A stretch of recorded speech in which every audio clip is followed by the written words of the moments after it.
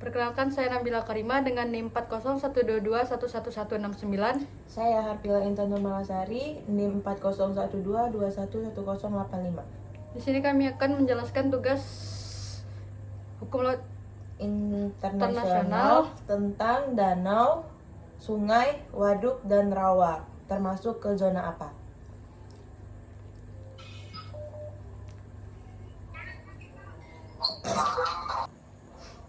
Dalam hukum laut internasional, danau, sungai, rawa, dan waduk termasuk dalam kategori perairan pedalaman atau inland waters yang berada di bawah yurisdiksi negara yang berbatasan dengannya. Ini berarti hukum yang berlaku di wilayah daratan juga berlaku di perairan tersebut, sesuai dengan kedaulatan negara yang mengelilinginya. Danau, sungai, rawa, dan waduk termasuk dalam kategori perairan pedalaman dalam hukum laut internasional karena mereka berada di dalam daratan suatu negara dan tidak langsung terhubung dengan laut lepas. Karena itu, kedaulatan atas perairan ini berada di tangan negara yang berbatasan dengan mereka, dan hukum yang berlaku di daratan juga berlaku di perairan ini. Ini menegaskan prinsip bahwa negara memiliki yurisdiksi penuh atas perairan dalam wilayahnya. Danau adalah bagian dari sungai yang lebar dan kedalamannya secara alami jauh melebihi ruas-ruas lain dari sungai yang bersangkutan. Danau memiliki fungsi utama sebagai wadah penampung air dan pendukung ekosistem perairan darat. Di samping itu, danau juga memiliki fungsi sosial dan ekonomi, yaitu pemenuhan kebutuhan sanitasi, irigasi, pertanian, perikanan, pembangkit listrik tenaga air, dan dapat juga dimanfaatkan sebagai olahraga serta pariwisata. Mengingat pentingnya peranan danau bagi lingkungan, pemerintah berkewajiban menjaga kelestariannya guna mencegah kerusakan dan bencana lebih lanjut seperti kekeringan dan banjir.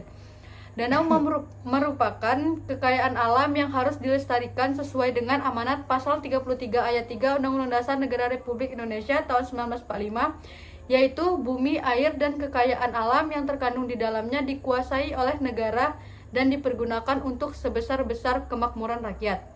Sebagai langkah pengamanan dan pengelolaan danau atau oleh pemerintah, penetapan daerah sempadan danau harus dilakukan terlebih dahulu. Dengan ditetapkannya garis sempadan danau, pemerintah dapat membatasi bangunan-bangunan dan kegiatan-kegiatan yang dapat mencemari ekosistem danau. Sungai adalah aliran air permanen yang mengalir dalam satu arah dari sumbernya menuju muaranya, yang dapat berupa laut, samudera, danau, atau sungai lain yang lebih besar. Sungai terbentuk melalui proses geologis yang panjang, termasuk erupsi, presipitasi, dan pencairan salju. Mereka memiliki karakteristik unik seperti lebar, kedalaman, dan debit air yang bervariasi. Berikut beberapa fungsi utama sungai, yaitu yang pertama, sumber air bersih. Sungai menyediakan sumber air bersih yang sangat penting bagi kehidupan manusia. Air sungai digunakan untuk minum, mandi, mencuci, dan berbagai keperluan rumah tangga lainnya. Yang kedua yaitu irigasi. Di daerah pertanian, sungai digunakan sebagai sumber air irigasi untuk mengairi tanaman. Hal ini memungkinkan pertanian yang lebih produktif dan meningkatkan produksi pangan. Yang ketiga, transportasi. Sungai telah digunakan sebagai jalur transportasi sejak zaman dahulu. Di Indonesia, beberapa sungai seperti Sungai Musi di Sumatera Selatan dan Sungai Kapuas di Kalimantan Barat digunakan untuk transportasi barang dan manusia. Yang keempat yaitu habitat ekosistem. Sungai adalah rumah bagi berbagai spesies ikan, burung, reptil, dan organisme air lainnya. Mereka menyediakan habitat yang penting bagi keberagaman hayati di Indonesia. Selanjutnya yaitu lahan rawa. Lahan rawa adalah salah satu ekosistem lahan basah atau wetland yang terletak antara wilayah sistem daratan atau terestrial dengan sistem perairan dalam atau aquatic.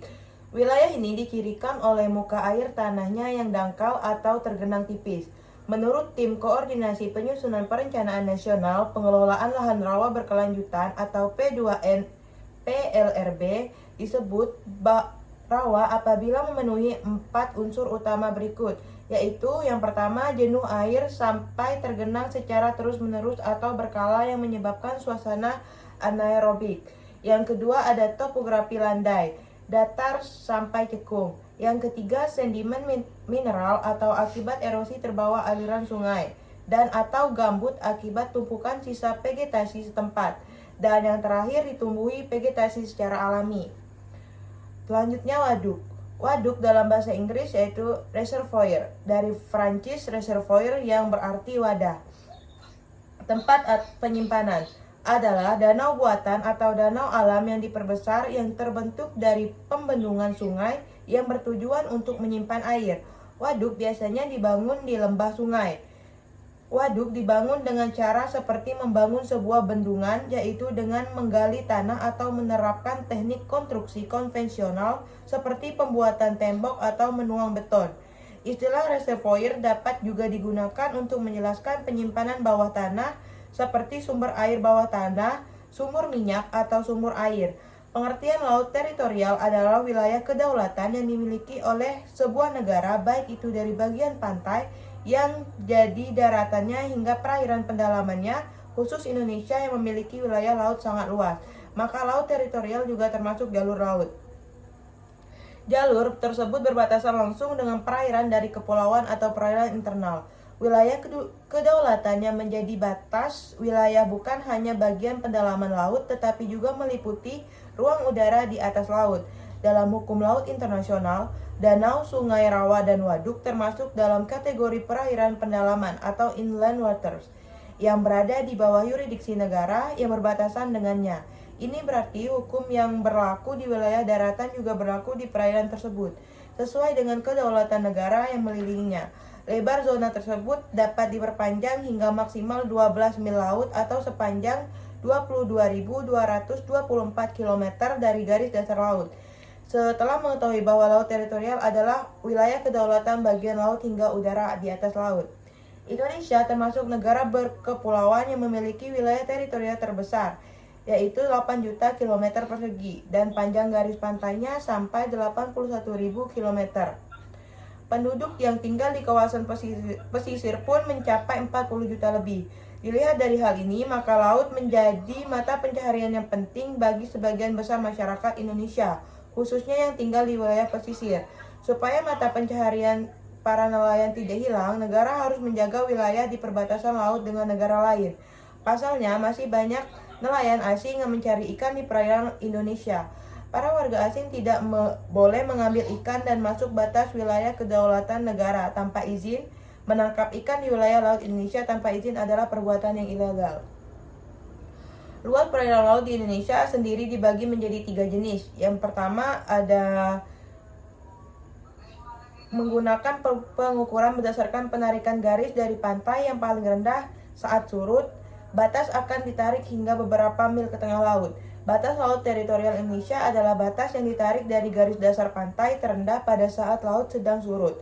Panjang garis yang ditarik arah laut lepas adalah 12 mil pada area laut yang termasuk dalam garis dalam ini kedaulatan penuh dimiliki Indonesia. Kedaulatan ini termasuk pada wilayah laut, dasar laut hingga tanah lapisan bawah atau subsoil dan udara di atas laut, bahkan semua jenis sumber daya alam yang ada di dalamnya adalah milik Indonesia. Luas laut teritorial adalah 283.580 km persegi, di mana selain memiliki negara, Indonesia juga memiliki kewajiban untuk menjamin pelaksanaan hak lintas damai, khususnya untuk pelayaran internasional yang akan melalui jalur-jalur kepulauan dan tradisional. Kewajiban ini diatur pada pasal 49, 52, dan juga 53 KHL tahun 1992. Jadi pada soal ini, danau terutama yang berada di perbatasan antar negara seringkali menjadi subjek perjanjian bilateral atau multilateral untuk mengatur sumber daya air bersama seperti pengelolaan ikan dan penggunaan air. Sedangkan rawa dan waduk seringkali diatur oleh perjanjian antar negara untuk kepentingan pengelolaan air, pembangkit listrik, irigasi, dan pelestarian lingkungan.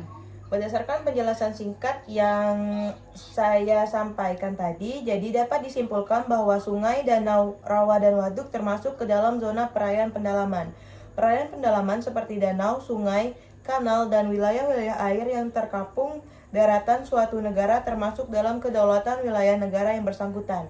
Dengan kata lain, prinsip hukum mengatakan jika ada kapal yang berada pada perairan pendalaman tersebut, tunduk kepada yurisdiksi negara tersebut. Dalam praktek, asas kepatutan menjadi dasar yurisdiksi terhadap kapal tersebut yang memenangkan kedaulatan negara atas bendera kapal. Sekian penjelasan dari kami. Kurang dan lebihnya mohon maaf. Arigatou gozaimasu. Terima kasih.